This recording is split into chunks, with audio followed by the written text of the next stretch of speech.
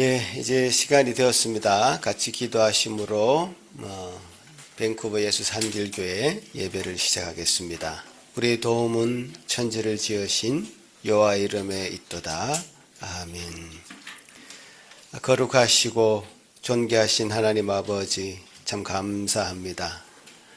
우리에게 복된 날 허락하시어 주님 전에 불러주시고 예배케 하시니 감사합니다. 그 부르심에 합당한 예배 되게 하여 주옵소서. 진리와 성령이 함께하는 예배 되게 하여 주옵소서.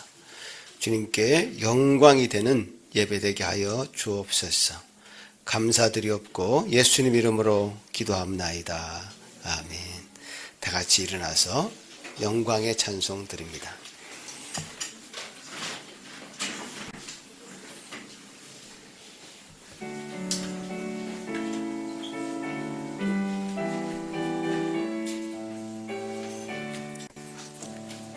하늘에 가득 찬 영광의 하나님, 온 땅에 충만한 존귀하신 하나님, 생명과 빛으로 지혜와 권능으로 언제나 우리를 지키시는 하나님, 성부와 성자와 성령 삼위의 하나님, 우리 예배를 받아주시옵소서.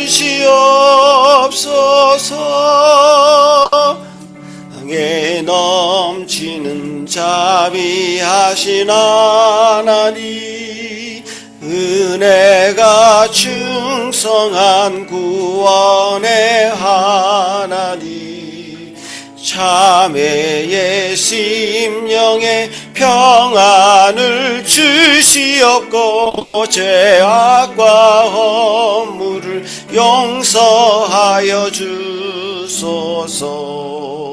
찬송과 영광과 생명 구원의 하나님, 우리 예배를 받아주시옵소서. 연약한 심령을 굳어주시고 흔한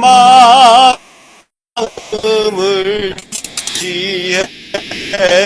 지혜롭고 뜻받들어 참되게 살아가며 주 말씀 따라서 용감하게 하소서. 권능과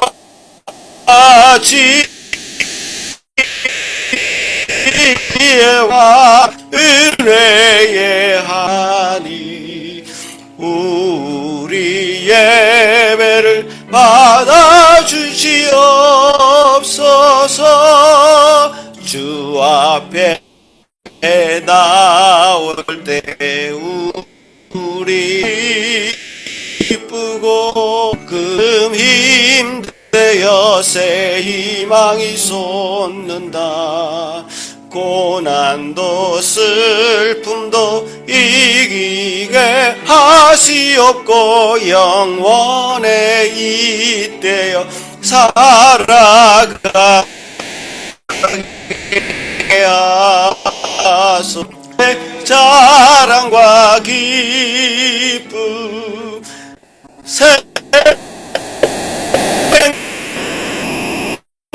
생명한 우리 예배를 봐주시오.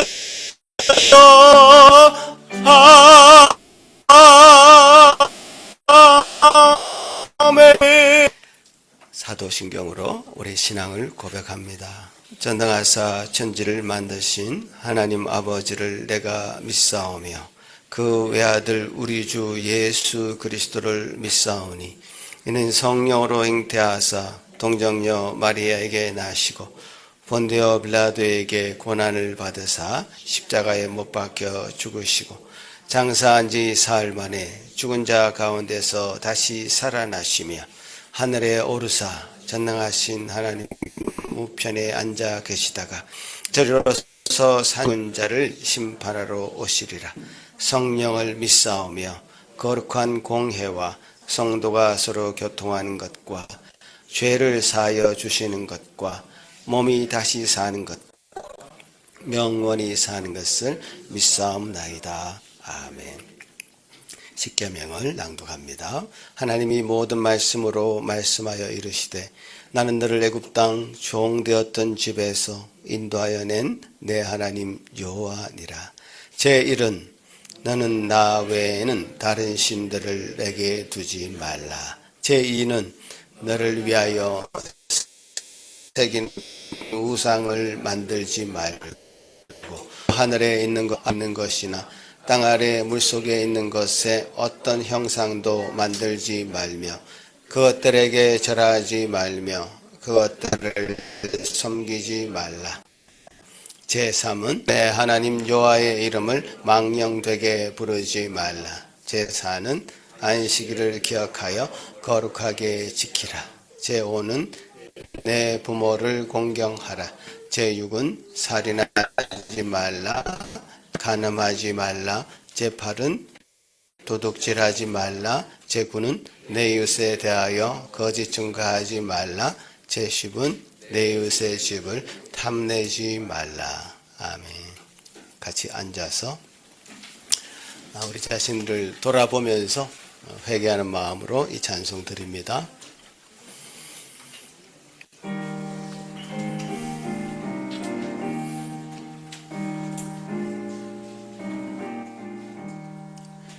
내 주의 보혈은 정하고 정하다. 내 죄를 정케 하신 주 나로 하신다. 내가 주께로 지금 가오니 십자가의 보혈로 날 씻어주소서. 약하고 주에도 주께로 나가며 힘 주시고 내 추함을 곧 씻어주시네. 내가 주께로 지금 가오니 십자가의 보혈로 날 씻어주소서. 나로 하심은 온전한 믿음과 또 사랑함과 평안함 다 주려 함이라. 내가 주께로 지금 가오니 십자가의 보혈로 날 씻어주소서. 큰 죄인 복받아 살 길을 얻었네. 한없이 넓고 큰 은혜 베풀어 주소서. 내가 주께로 지금 가오니 십자가의 보혈로 날 씻어주소서. 그 피가 맘속에 큰 증거 됩니다. 내 기도 소리 들으사 다 허락하소서. 내가 주께로 지금 가오니 십자가의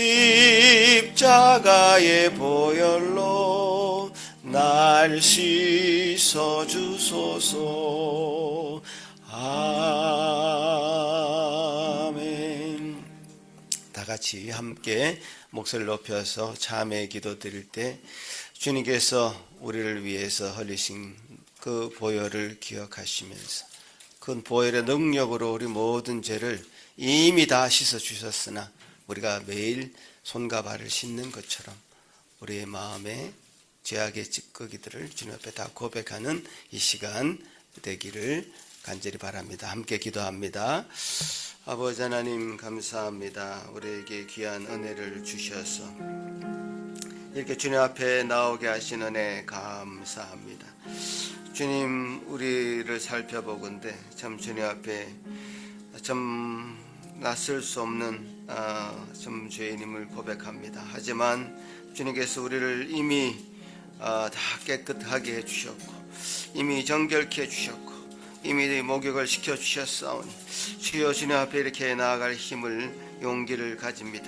우리에게 믿음을 다하여 주시사 주님의 손을 붙잡게 하시고 주님의 옷자락을 붙잡게 하시고 주의 놀라운 긍휼을 좀 간구하게 하시고 주님께서 베푸신 은혜를 간구하게 하셔서 자 우리 안에 있는 찌꺼기 같은 것들이 아버지님 남아있지 아니하도록 주여 모든 죄를 도말하시는 주님, 우리가 자백할 때 주님께서는 참으로 우리를 온전하게 동이서에서 먼 것처럼 깨끗하게 해주신다고 약속하셨사오니 그 약속의 말씀을 의지하여 주님 앞에 나아갑니다.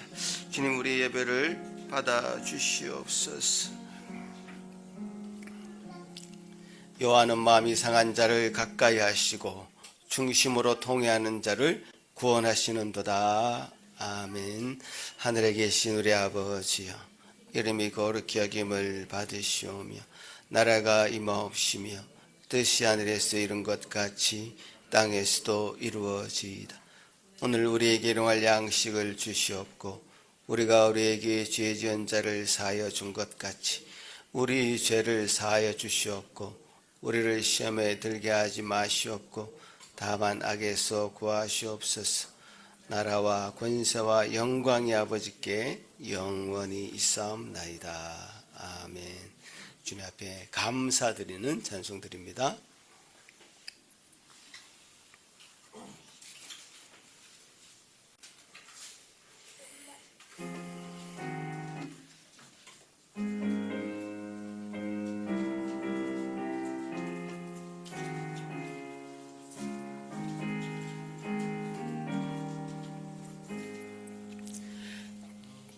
저 장미꽃 위에 있을 아직 맺혀 있는 그때에 귀에 은은히 소리 들리니 춤성 분명하다. 주님 나와 동행을 하면서 나를 친구 삼으셨네. 우리 서로 받은 그 기쁨을 알 사람이 없도다. 그 정한 주의 음성 우는 새도 잠잠케 한다. 내게 들리던 주의 음성이 늘 귀에 쟁쟁하다. 주님 나와 동행을 하면서 나를 친구 삼으셨네. 우리 서로 받은 그 기쁨은 알 사람이 없도다. 밤 깊도록 동산 안에 주와 함께 있으려 하나. 괴로운 세상에 할 일 많아서 날 가라 명하신다. 주님 나와 동행을 하면서 나를 친구 삼으셨네. 우리 서로 받은 그 기쁨을 알 사람이 없도다. 아멘. 시편 14편 교독하시겠습니다. 어리석은 자는 그의 마음에 이르기를 하나님이 없다 하는도다.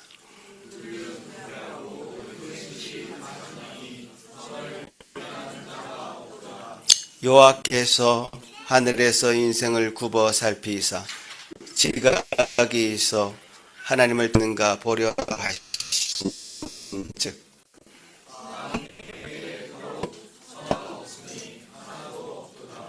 죄악을 행하는 자는 다 무지하냐. 그들이 떡 먹듯이 내 백성을 먹으면서 여호와를 부르지 아니하.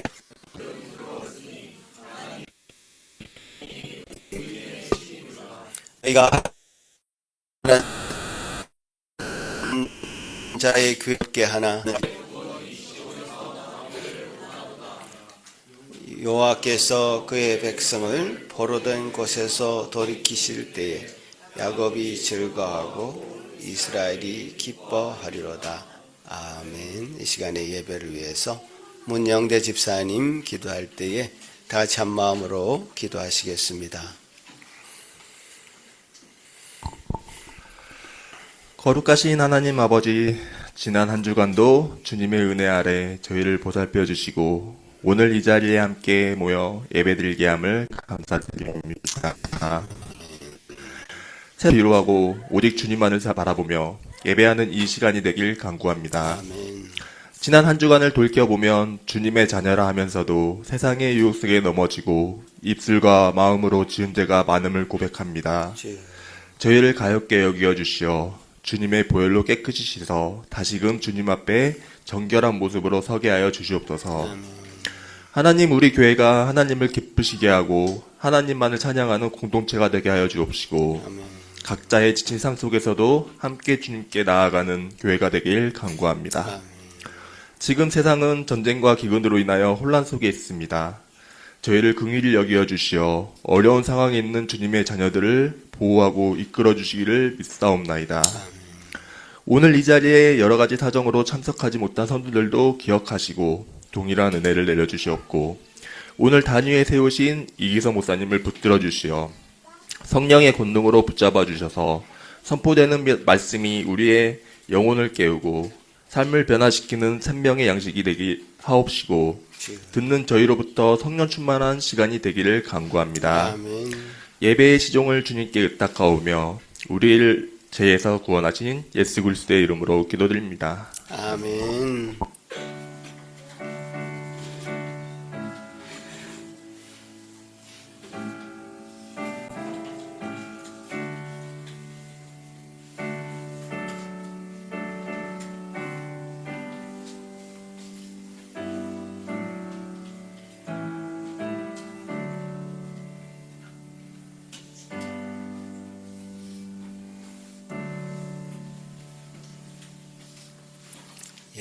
오늘 우리에게 허락하신 하나님의 말씀, 사실 그 일부분만 지금 읽는 것인데요. 민수기 22장 1절부터 6절 그리고 31장 8절 16절 이렇게만 지금 읽고요. 제가 말씀 부탁드린 대로 22장부터 거의 민수기 전체 마무리하는 오늘 날입니다. 그래서 생각하시면서 한번 읽어주시면 좋겠습니다. 제가 봉독해 올리겠습니다. 이스라엘 자손이 또 길을 떠나 모압 평지에 진을 쳤으니 요단강 건너편 곧 여리고 맞은편이더라. 십볼의 아들 발락이 이스라엘이 아모리인에게 행한 모든 일을 보았으므로 모압이 심히 두려워하였으니 이스라엘 백성이 많음으로 말미암아 모압이 이스라엘 자손 때문에 번민하더라. 미디안 장로들에게 이르되 이제 이 무리가 소가 밭에 풀을 뜯어 먹음 같이 우리 사방에 있는 것을 다 뜯어 먹으리로다 하니 그때에 십볼의 아들 발락이 모압 왕이었더라. 그가 사신을 부올의 아들 발람의 고향인 강가 부돌에 보내 발람을 부르게 하여 이르되 보라 한 민족이 애굽에서 나왔는데 그들이 지면에 덮여서 우리 맞은편에 거주하였고 우리보다 강하니 청하건대 와서 나를 위하여 이 백성을 저주하라. 그가 혹 그들을 쳐서 이겨 이 땅에서 몰아내리라. 그대가 복을 비는 자는 복을 받고 저주하는 자는 저주를 받을 줄을 내가 알미니라. 31장입니다. 그 죽인 자 외에 미디안의 다섯 왕을 죽였으니 미디안의 왕들은 에위와 레겜과 수루와 후루와 레바이며 또 부올의 아들 발람을 칼로 죽였더라. 16절 보라 이들이 발람의 꾀를 따라 이스라엘 자손을 부올의 사건에서 여호와 앞에 범죄하게 하여 여호와의 회중 가운데에 연병이 일어나게 하였느니라. 아멘. 오늘 말씀드린 대로 이제 민수기 마지막 정리하는 시간인데 좀 광범위한 내용을 가지고 좀 오늘 얘기를 할 것 같습니다. 그래서 발람 이야기라고 해서 하나님을 알기만 하고 순종치 않은 자의 최후가 어떤 것인지 발람 이야기를 통해서 한번 나눠보겠습니다. 여러분 알다시피 광야의 기간 40년이 거의 끝나갈 그 지점에 있습니다. 지금 이스라엘 백성들이 광야의 40년 기간을 그야말로 방황하다가 마지막 가나안 땅을 가기 직전에 일어나는, 제가 지도를 한번 같이 보시면서 얘기를 나누면 좋겠는데,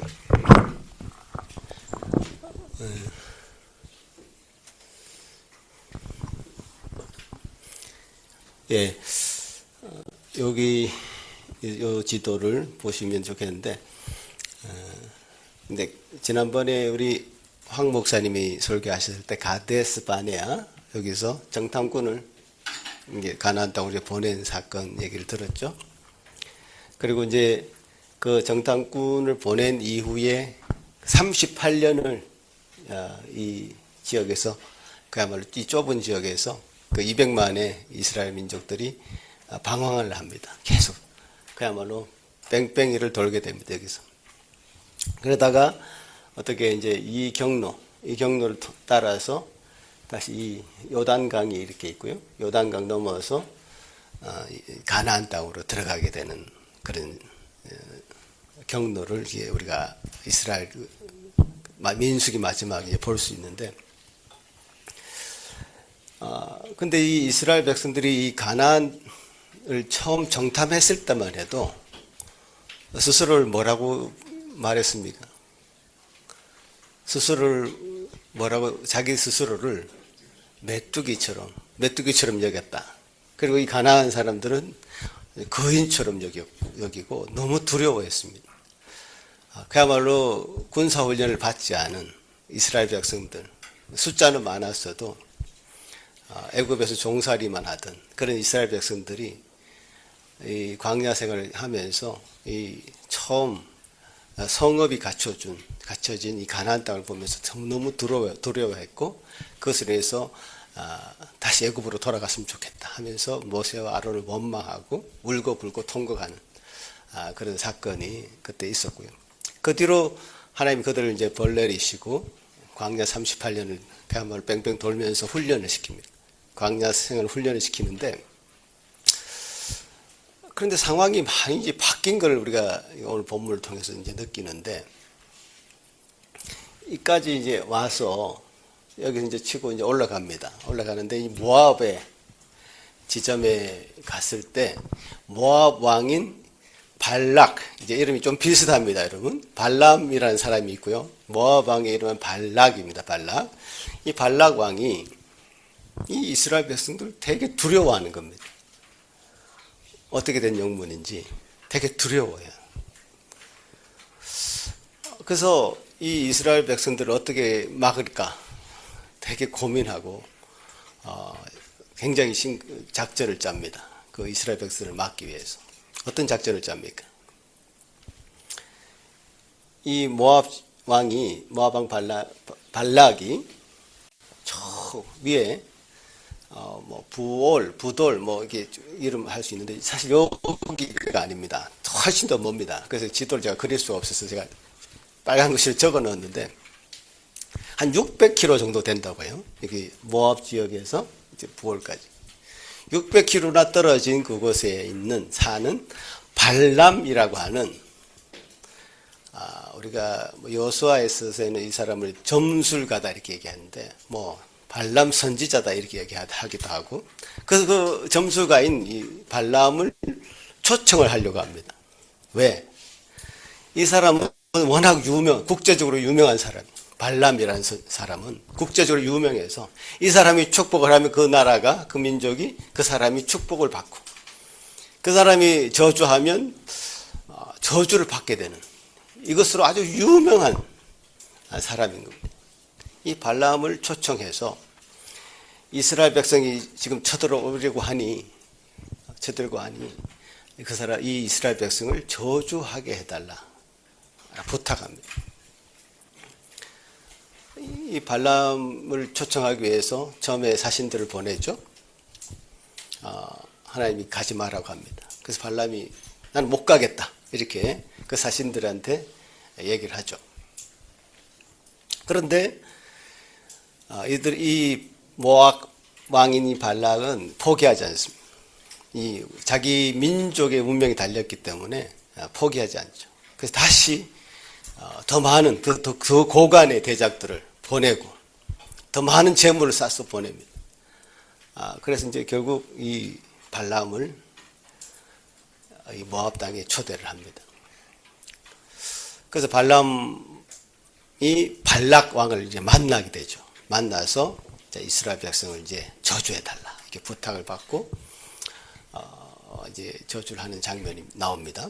22장부터 24장까지 사실 성경이 발람의 이야기에 대해서 굉장히 많은 분량을 이제 차지해서 발람의 이야기를 하고 있습니다.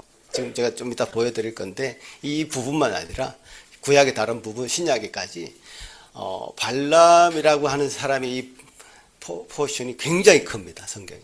그래서 제가 지금 특별히 이 말씀을 정했는데 3번을 저주를 해달라고 이제 부탁을 하는데요.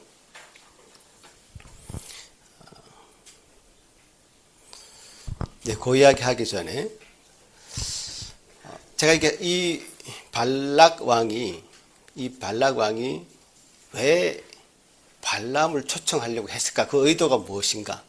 이게 제가 성경을 읽으면서 조금 궁금했어요. 모압이라는 나라가 있고 그래도 성읍이 갖춰져 있고 그 지역에서 오랫동안 있었던 나라인데 이스라엘 백성들은 그야말로 떠돌아다니는 유목민들이었는데 왜 이들을 두려워했을까? 자, 그들이 두려웠으면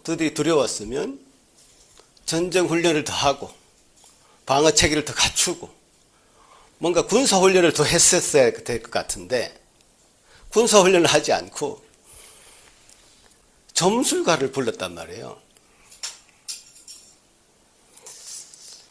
왜 그랬을까?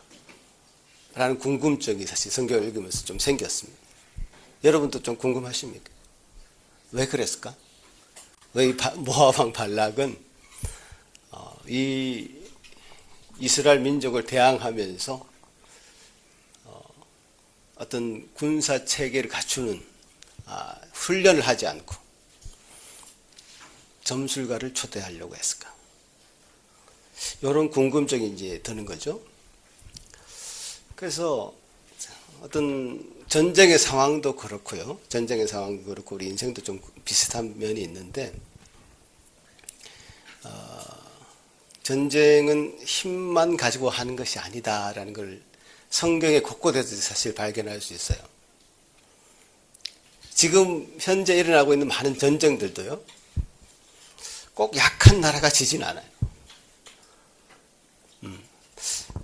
그러니까 전쟁은 인간의 영역이라 보다는 신의 영역이다. 하나님의 영역이다. 이렇게 그렇게 보여집니다. 아무리 이렇게 봐도. 그러니까 성경에 실제적으로 그 이야기를 한 부분이 있는데 사무엘상 17장에 보면 다윗이 골리앗을 대항해서 이제 나아갈 때에 이렇게 외칩니다. 전쟁은 여호와께 속한 것이다 하면서 골리앗 앞에 이제 나가서 싸우는 장면이 있는데 그 전쟁은 여호와께 속한 것이다.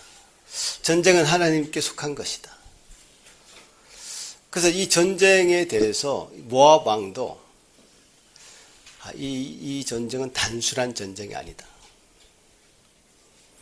저 이스라엘 백성에게는 여호와 하나님이 계시다. 지금 저들이 이 모압까지 오면서 많은 나라들을 이제 쳐부수고 이제 올라오는데 단순히 이기는 것이 아니라 여호와 하나님이 그들이 함께 하시기 때문에 여호와 하나님이 함께 하시기 때문에 그들이 승리하는 것이다 라는 것을 본 것입니다. 그 영적인 전쟁으로 본 거예요, 사실은. 그래서 모압 왕이 이런 사실을 알고는 이 발람을 초대를 한 것이죠. 많은 정성을 들여서, 어마어마한 정성을 들여서, 돈을 들여서 멀리 가서 초대를 한 겁니다. 그래서 총 이제 3번을 저주하기를 요청하는데요. 그 내용을 보면 참 놀랍습니다. 자, 이제 이스라엘 진영이 보이는 높은 곳에 올라가서 7마리 소도 잡고 양도 잡고 하면서 제단을 쌓고 이제 저주하려고 합니다. 그런데 이상하게 이 발람은 저주를 하지 않고 이스라엘 백성을 향해서 오히려 축복을 하는 겁니다. 아니 발락 왕의 입장에서 보면 모압 왕이 발락의 입장에서 보면 정말 황당한 상황이 된 거죠. 극진하게 대접해서 모시고 온 이 발람 선지자가 점술가 이 발람이 자기 나라를 위해서 이스라엘 백성을 향해서 저주하지 않고 오히려 축복을 하고 있으니 얼마나 이제 황당했을까요? 그런데 발람은 이렇게 얘기하죠. 여호와께서 내게 주신 말씀을 내가 어찌 말하지 않을 수가 있습니까? 여호와께서 주시는 말씀을 내가 단지 할 뿐입니다. 이렇게 이제 대답합니다. 자, 이제 그래서 일단 첫 번째 시도는 그렇게 오히려 이스라엘 백성을 축복하는 걸로 끝났고요. 두 번째, 이런 일이 한 번이 아닙니다. 또 다시 기회를 주죠. 모압 왕 발락이 이제 비스가라고 하는 산에 올라가서 이제 또 제단을 쌓습니다. 하나님 앞에 이제 제단을 쌓고 제사를 드리고 그리고 이제 축복을 하려고 합니다. 모압 왕과 그 고관들이 저 멀리서 이제 발람이 이제 축복하는 것을 지켜보고 있고 아마 그 입을 굉장히 조심해서 긴장감 있게 쳐다봤을 것 같아요. 무슨 말을 하려고 하는가. 첫 번째 시도가 이상하게 빗나갔기 때문에 이제 다시 어떤 말을 할까 굉장히 귀 기울이고 있었던 것 같습니다. 그런데 그 두 번째 축복, 두 번째도 축복을 하게 되는데 그 내용이 너무너무 기가 막힙니다. 그래서 그 내용 중에 일부를 제가 한번 소개를 해주고 싶은데 여러분 읽어봤을 것입니다만은 23장 19절 자 같이 한번 읽어볼까요? 시작. 하나님은 사람이 아니시니 거짓말을 하지 않으시고 인생이 아니시니 후회가 없으시도다. 어찌 그 말씀하신 바를 행하지 않으시며 하신 말씀을 실행하지 않으시랴.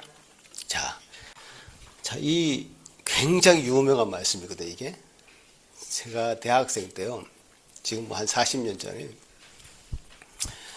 이 40년 안 됐군요. 한 30 몇 년 전에,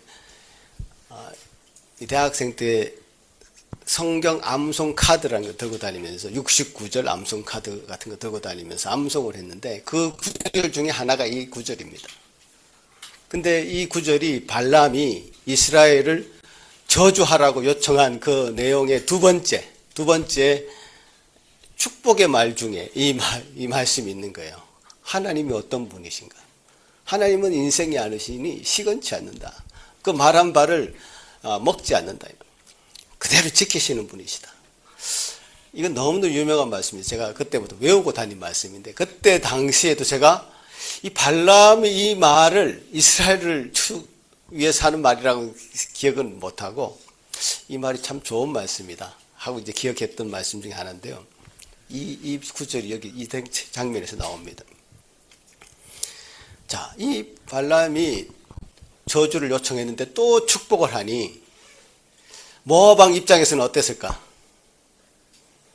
굉장히 이제 황당할 뿐만 아니라 화가 났을 것 같아요. 화가 났을 것 같아요. 여러분 입장에서는 어떻습니까? 화가 나지 않겠어요? 화가 엄청나게 났을 것 같아요.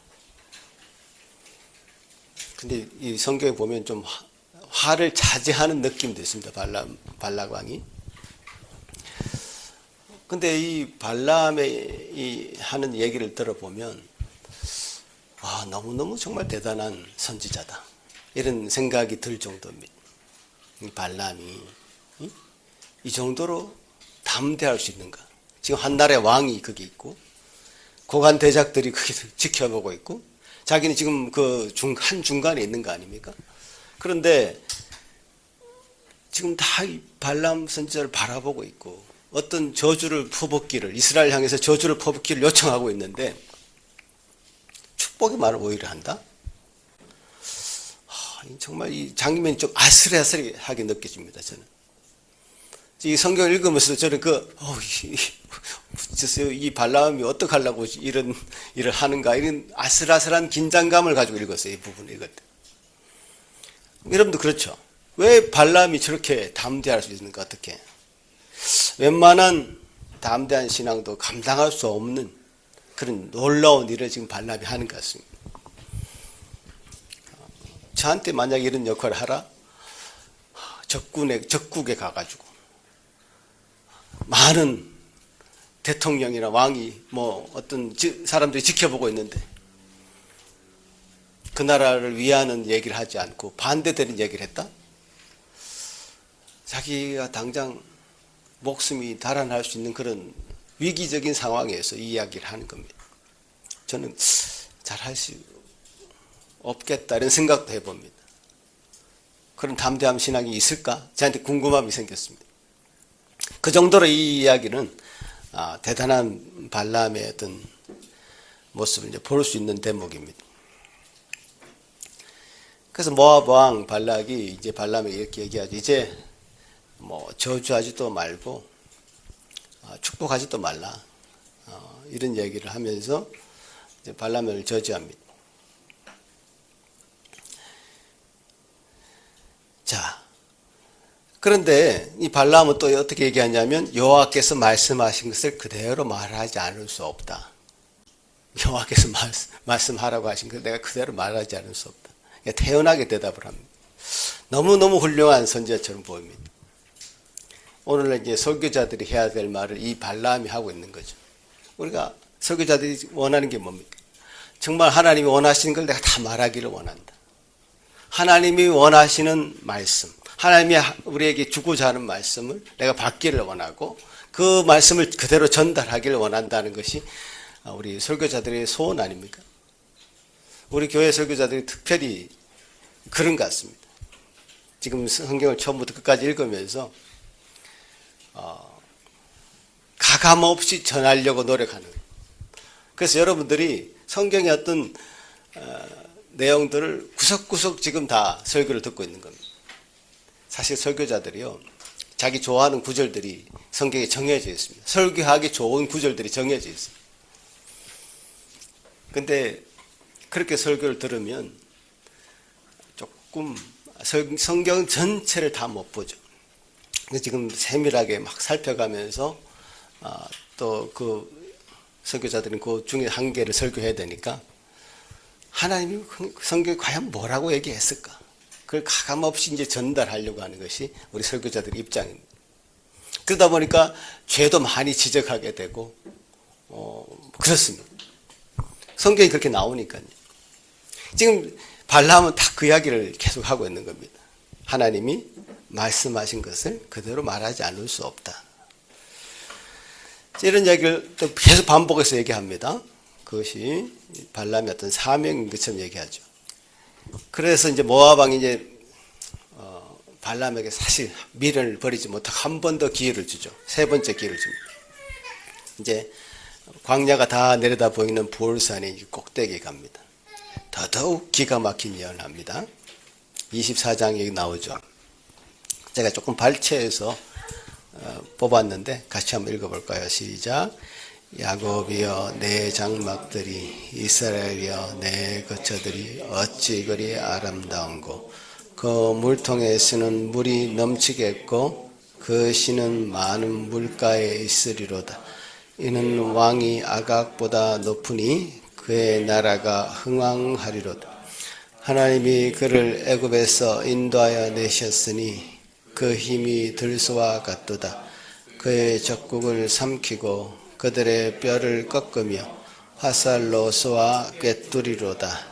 너를 축복하는 자마다 복을 받을 것이요 너를 저주하는 자마다 저주를 받으리로다.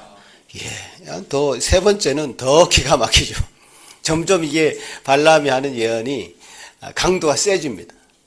대놓고 지금 이스라엘 백성들은 복을 받을 것이고, 이스라엘 백성을 축복하는 자는 복을 받을 것이고, 이스라엘 백성을 저주하는 사람들은 저주를 받는다. 이스라엘은 그야말로 하나님이 함께 하시고 모든 적국들을 삼킨다. 그 적국이 누굽니까 지금? 모압이죠. 모압을 삼킨다고 얘기합니다. 한마디로 이스라엘을 상대하는 모든 나라들은 처참하게 패배할 것이다. 이렇게 얘기하는 것이죠. 사람의 귀에 좋은 말을 절대로 하지 않는 발람의 모습, 하나님의 말씀을 가감없이 전하는 참 선지자의 모습이 이 발람에게 보입니다. 22장부터 24장까지 읽을 때에 이 발람이 성경에 좀 나쁜 사람으로 되어 있는데 왜 나쁜 사람일까를 잘 이해를 못하는 그 정도로 발람은 참 선지자의 모습을 보입니다. 그러니까 이까지 되자 이제 모압 왕 발락 입장에서는 이제 포기합니다. 더 이상 하지 마라. 됐다. 이제 집에 돌아가라. 이렇게 얘기하죠. 발람에게 저 같으면 칼을 빼가지고 혼을 냈을 것 같은데 차마 그렇게는 하지 못하고 좋은 말로 돌려보내려고 합니다. 그런데 됐다고 하는데 이 발람이 보너스를 또 줍니다. 예언 보너스입니다. 보너스가 있다고 하면서 24장 17절에 보면 이제 너무너무 또 놀라운 얘기를 합니다. 같이 한번 읽어보겠습니다. 시작. 내가 그를 봐도 이때의 일이 아니며 내가 그를 바라봐도 가까운 일이 아니로다.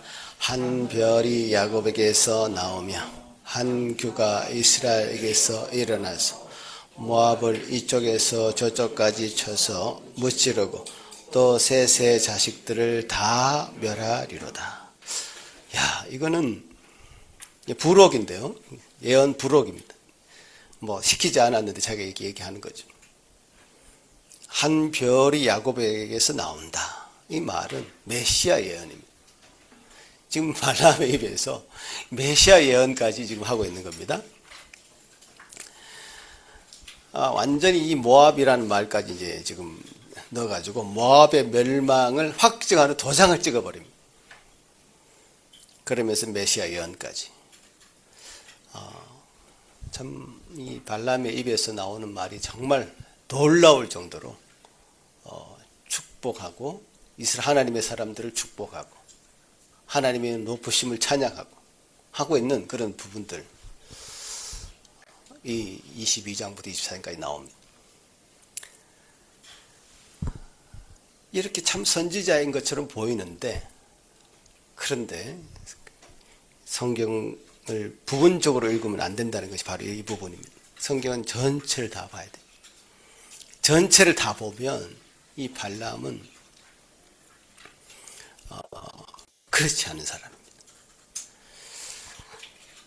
바로 31장에 발람에 대해서 이상한 말이 적혀 있는 것은 아마 이번 주에 여러분 읽는 본문 중에 성경 본문 중에 31장이 포함되어 있을 텐데요. 31장에 당장 이상한 말이 나옵니다. 31장에 보면 우리 아이들이 한번 같이 읽어볼까? 우리 영주, 김인이 또 다 같이 우리 주원이 좋아 같이 한번 읽어보자. 시작.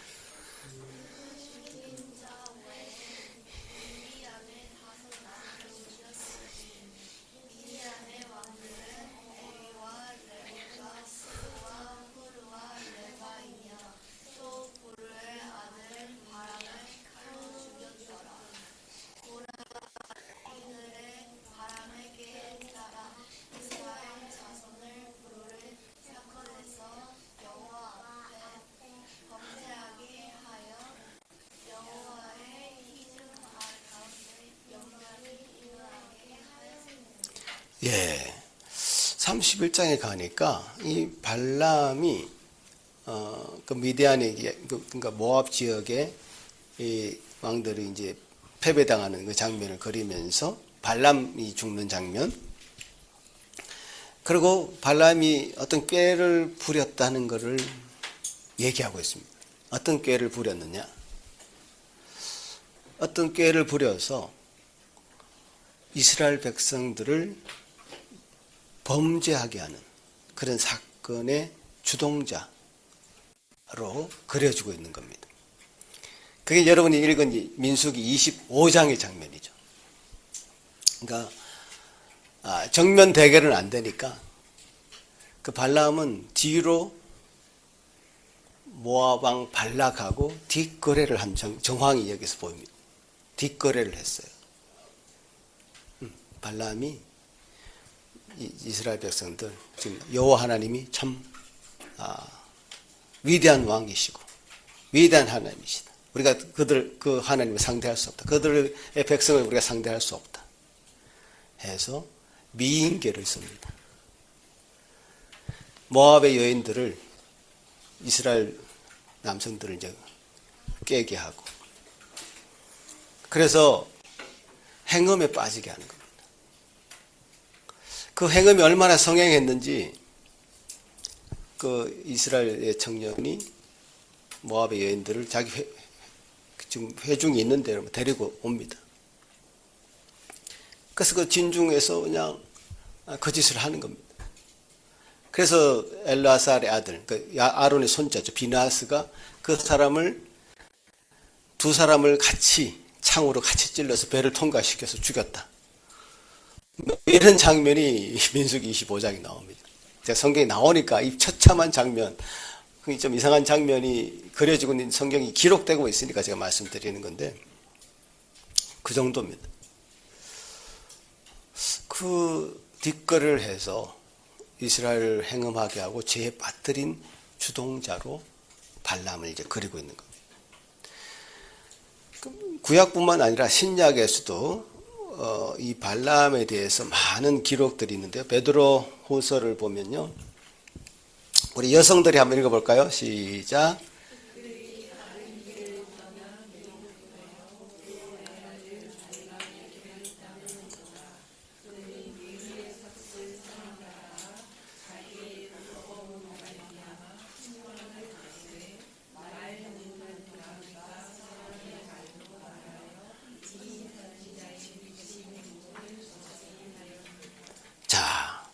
자, 우리가 부올의 아들 발람의 길을 따르는 신약 성도들이 있다는 걸 이제 우리가 여기 베드로서를 읽으면서 이제 눈치를 채야 되죠.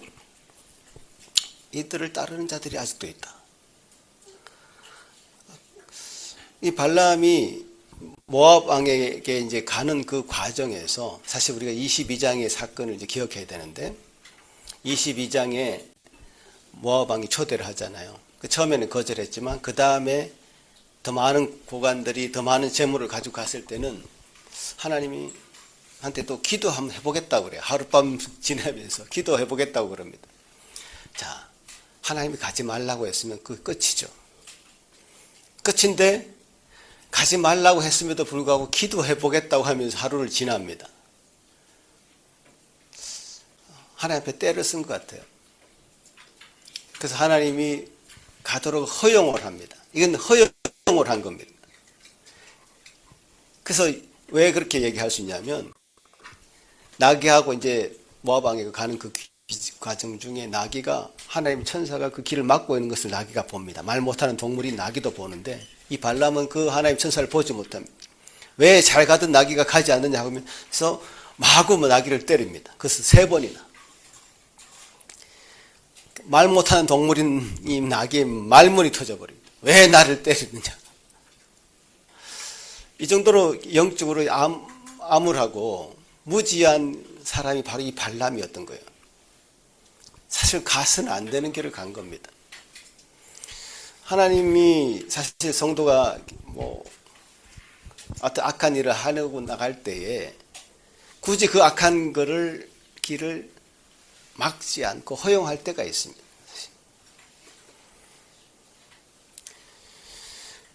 모압으로 가는 것을 단지 허용했을 뿐이지 그것이 다 옳은 길은 아니었다는 것이 증명된 거죠. 천사가 그 길을 막고 있습니다. 가지 못하게. 하나님의 선지자였다면 나귀도 보는 그 하나님의 천사를 못 봤을 리가 없겠죠. 그래서 우리가 이때 22장에서부터 좀 뭔가 이상하다, 지금 발람이 이상하다는 걸 눈치를 좀 챘었어야 됐죠. 어쨌든 하나님 앞에 우리가 기도하는 것은 우리가 떼쓰는 게 아니죠. 자신의 욕심을 채우려고 막 기도할 때가 있습니다. 아닌 것은 아닌 것인데, 하나님 뜻은 분명한 것인데 때를 쓰는 거, 그거 기도 아닙니다. 어쨌든 이 때를 써가지고 발람이 그 길을, 모압 왕에게 가는 그 길을 가게 된 것이죠. 자, 유다서에서도요, 제가 조금 사실 더 많이 나오는데 좀 뺐습니다. 유다서 1장 11절에 보면 우리 남성들이 한번 읽어보겠습니다. 시작.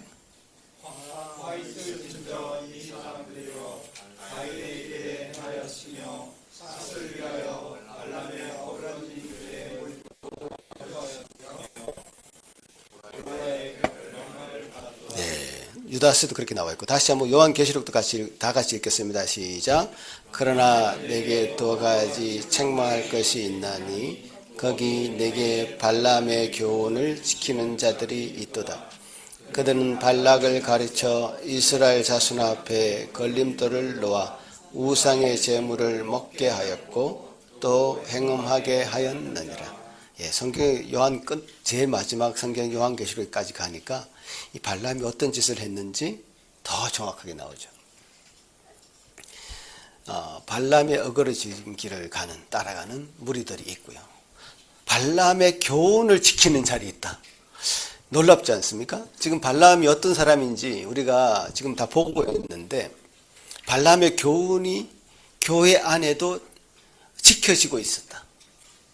라는 것은 놀라운 일입니다. 이 버가모라고 하는 교회에 지금 하시는 말씀인데, 버가모 교회라는 곳에서 요한계시록에 보면 발람의 교훈을 따르는 자들이 있다. 교회에 실제적으로 있단 말이에요. 발람이 어떤 교훈이 있습니까? 사실 발람에게는 어떤 교훈이 있습니까? 발람에게서 배울 수 있는 교훈이 뭡니까, 여러분? 근데 그 교훈이 실제로 교회 안에 버젓이 그 교훈을 따르는 사람들이 있다라고 요한계시록에서 얘기하고 있고, 과연 그럼 발람이 우리에게 줄 수 있는, 따를 수 있는 교훈이 뭘까? 신앙을 가지되 세상과 적절히 타협할 수 있다. 타협할 수 있으니 너 신앙을 포기하지 않아도 된다. 타협해서라도 신앙을 가져라. 이런 교훈이 있을까요? 그것을 교훈이라고 할 수 있을까요? 교회 안에서?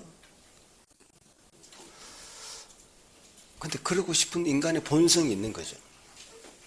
내가 세상의 어떤 이론과 세상의 풍조, 그런 것을 따르면서도 교회 생활도 하고 싶고, 그 세상의 그 교회 풍조도 따르고 싶고, 이걸 같이 믹스할 수 있는데 왜 그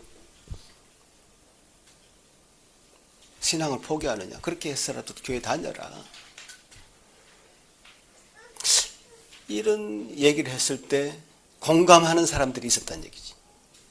그렇지 않겠어요? 이 발람의 교훈이라는 게 오늘 아침에 우리 작년부에서 얘기를 했는데 고지선 얘기지만 우리 교회는 변하지 않고는 견딜 수가 없을 것 같아요. 교육자들이 지금 너무 많고 뭐 속으로 계속 이제 말씀을 가지고 계속 얘기하고 하니까 변하거나 아니면 떠나거나 이 둘 중에 하나다. 그렇게 진단을 하셨어요. 너무 맞는 진단이라고 생각합니다. 그렇지 않겠어요? 하나님의 교회가 하나님의 성도의 어떤 무리 속에 신앙의 공동체를 이루고 산다면 하나님 말씀대로 변하거나 그렇지 않으면 뭐 떠나는 게 맞겠죠. 섞일 수는 없다 이게.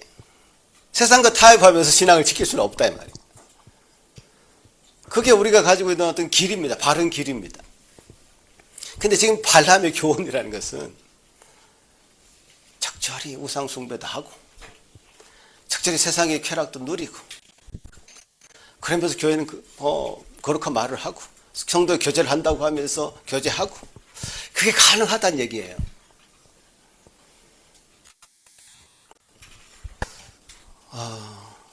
참 이 대목까지 요한계시록까지 오니까 이 발람이라는 사람이 어떤 사람인가 더 명확해진 겁니다. 발람의 교훈. 발람 너무 훌륭한 사람처럼 보이고 그 입에서 나오는 말이 정말 우리가 암송하고 외워야 되는 메시아에 대한 예언까지 있는 그런 사람인데 겉으로 선지자 행세를 했단 말이에요. 속으로는 불의의 재물을 탐했고요. 모압왕 발락과 뒷거를 해서 우상숭배, 이스라엘 백성 우상숭배에 빠지게 하고 행음하게 한 악한 자 중에 악한 자였다.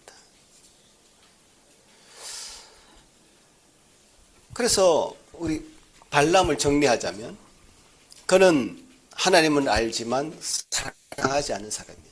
하나님은 알았어요. 하나님 존재와 권능을 분명히 알았습니다. 하나님의 음성을 듣고 그 뜻을 정확하게 이해를 했습니다. 그러나 하나님 동의하기보다는 이용하려고 했죠. 하나님을 이용하려고 했습니다. 이미 마음은 그 보상, 돈이나 명예 쪽으로 가 있습니다. 그리고 두 번째는 그 탐욕이라는 것이 그 마음을 흐리게 만들었죠. 베드로후서에서도 보니까 불의의 싹을 사랑하였다.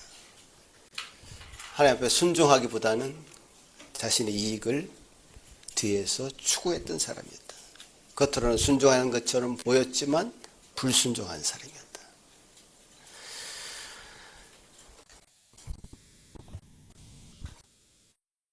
그리고 영적인 능력과 이용하신 측면이 있죠.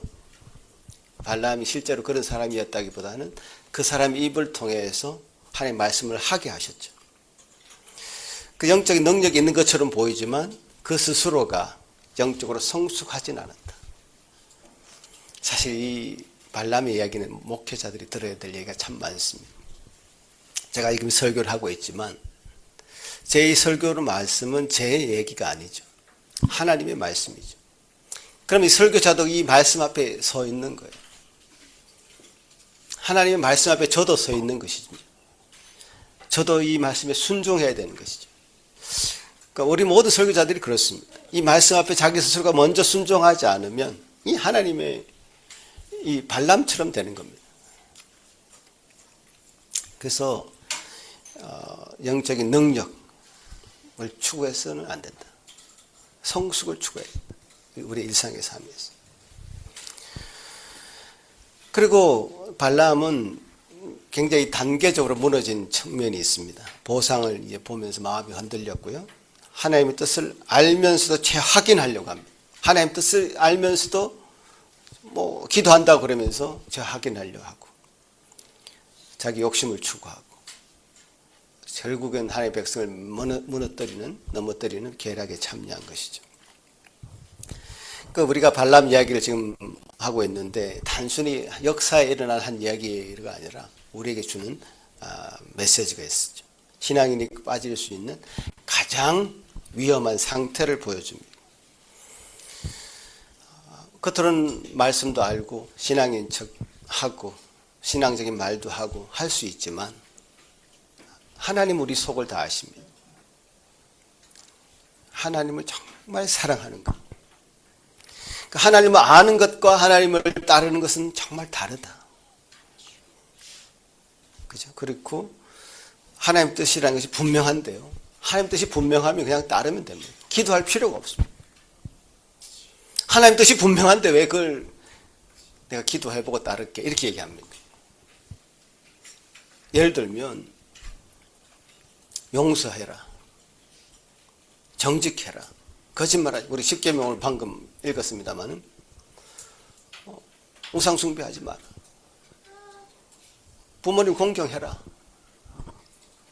그리고 간음하지 마라, 탐하지 마라, 탐욕을 버려라. 이런 말씀은 기도해보고 따를 수 있는 내용이 아닙니다. 그냥 따라야 됩니다. 그리고 뭐 데살로니가전서에도 항상 기뻐하라, 쉬지 말고 기도해라, 범사에 감사해라. 그것은 하나님의 뜻입니다. 고민할 필요가 없습니다. 그냥 기뻐하고 감사하면 됩니다. 용서해야 될 대상이 있으면 용서를 하면 됩니다. 거짓말하지 않으면 됩니다. 지금이라도 당해야 될 안 좋은 습관들이 있다면요, 하지 말고 바로 우리의 어떤 습관들, 안 좋은 습관들이 삶에 있어서 하나님을 따르는 데 있어서 지금 이 시간 이후로 그냥 고민하지 마십시오. 하나님이 좋아하지 않는 거라고 느낀다면 바로 중단하십시오. 회복해야 되는 관계에 문제가 있다면 미루지 마십시오. 바로 실천하십시오. 하나님의 사람들이 사는 방식이 참 단순한 것 같습니다. 단순해요. 복잡하지 않습니다. 시면 따르면 됩니다. 발람죄 뭐 속으로는 다 다른 생각하고 있고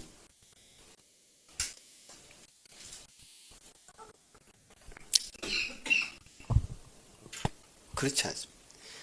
그들은 겉과 속이 같은 바나나처럼 돼야 돼요. 색깔이 똑같지 않습니다. 사과처럼 되면 안 됩니다. 사과는 빨간데 속은 아니에요. 겉과 속이 같아야 돼요. 마지막으로 말씀드리자면 인생을 전쟁에 비유는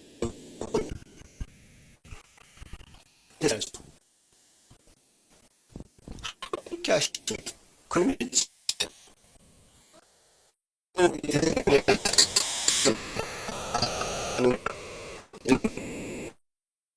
돈 들고 하루아침에 뚫릴 수가 있습니다. 병이 생길 수도 있고요, 사고가 날 수도 있고요, 하루아침에 그 돈을 다 날릴 수도 있습니다. 큰 병이 나면 그 돈을 써보지도 못합니다. 그러니까 너무 많이 궁리하지 마십시오. 그냥 여호와 하나님께 모든 것을 맡기십시오. 그럼 결과적으로 우리 인생의 전체에서 승리를 맛보게 될 것입니다. 여러분 믿으십니까? 아멘. 그것이 중요해요. 결과가 중요하잖아요. 우리 신앙 여정에서 어떤 대단한 업적을 이루려고 애쓰지 마십시오. 큰 믿음의 큰 사람이 되려고 하기보다는 그저 난 하나님의 사람입니다. 하나님을 사랑하는 자녀입니다. 교회의 한 평범한 신자입니다. 이게 최고의 명예입니다. 그런 여러분 한 사람 한 사람 또 제가 되기를 간절히 바라겠습니다. 같이 한번 기도합니다. 하나님 아버지 감사합니다. 주님 오늘 발람의 이야기를 통해서 주님 저희들에게 많은 교훈을 하십니다. 참 우리 신앙의 여정을 가는 동안에 너무나 우리가 참 복잡하게 그 길을 가지고 있지는 않은가 생각해 보게 됩니다. 이래저래 궁리를 하면서 하나님 앞에 신앙생활을 하는 우리의 모습을 발람을 통해서 보여주시니 감사합니다. 지금 세상 모든 염려를 끊고 돈에 대한 미련과 세상의 유혹을 끊고 온전히 하나님을 바라볼 수 있는 참으로 심플하고 참 명확한 신앙 소유할 수 있도록 도우셔서 우리가 그 길 가는데 주님 참 여호와 하나님이 아무개와 함께 하셨다, 우리와 함께 하셨다고 한 고백이 다른 사람을 통해서 참 증거될 수 있도록 도와주시옵기를 소망하고 기도합니다. 주님, 그런 신자 되고 싶고 그런 하나님의 자녀 되고 싶습니다. 그렇게 만들어 주옵소서. 예수님 이름으로 기도합나이다. 아멘. 이제 다 같이 일어나서 하나님 앞에 찬송 드립니다.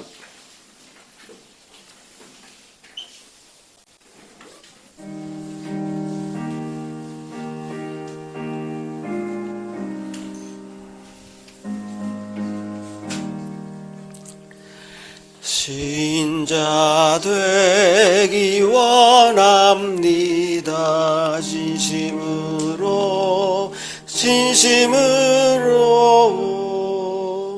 신자 되기 원합니다. 진심으로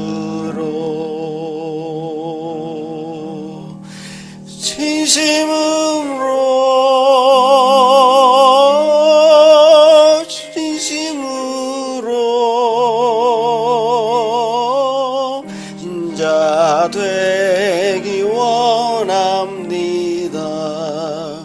진심으로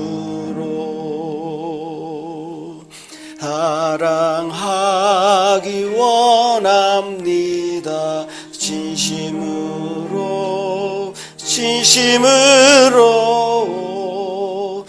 사랑하기 원합니다.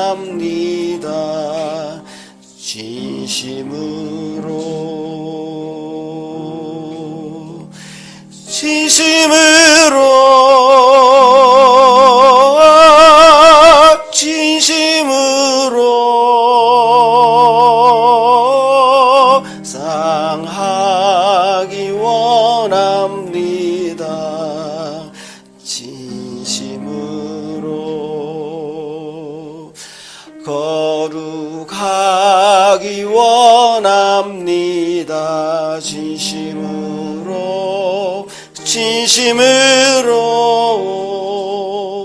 거룩하기 원합니다. 진심으로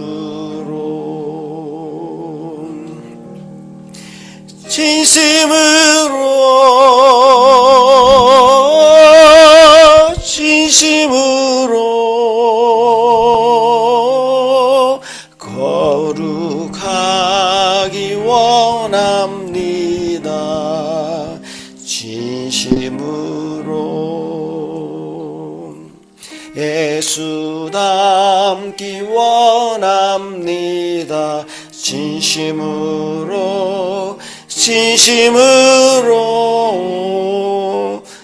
예수 닮기 원합니다.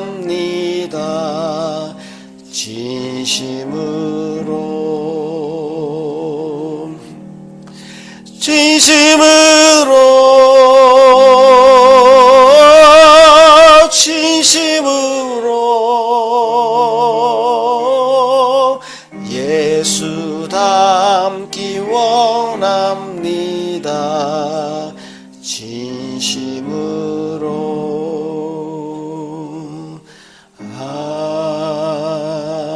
아멘. 거룩하신 하나님 아버지 감사합니다. 참 진심으로 주님의 교회의 신자가 되고 싶습니다. 아무런 뒷궁리 없이 주님만을 바라보게 하여 주시고 주님께서 주시는 은혜만을 누리고 그 주님이 주는 꼴을 먹고 사는, 양식을 먹고 사는 우리 모든 성도들 되게 하여 주옵소서. 이렇게 믿음으로 주님 앞에 예물을 드립니다. 주님 받아 주시옵소서. 이것이 다 주님 것임을 고백하는 믿음으로 드렸사오니 주여 받으시고, 이번 한 주간도 주님 저희들과 동행하여 주시고 함께하여 주셔서 우리가 하나님의 사람임이 만방에 증거되고 드러나는 참 승리하는 한 주 되도록 도와주옵소서. 예수님 이름으로 기도합나이다. 아멘. 자리에 앉으십시오. 예, 민수기 끝부분에 참 많은 발람의 이야기를 통해서 교훈이 있었는데요. 오늘 예배 끝나고 신명기, 여러분 이번 주부터 읽기 시작했는데 지난 금요일부터 신명기에 관한 짤막한 소개 영상을 한번 하고 점심 식사로 가겠습니다. 같이 기도합니다.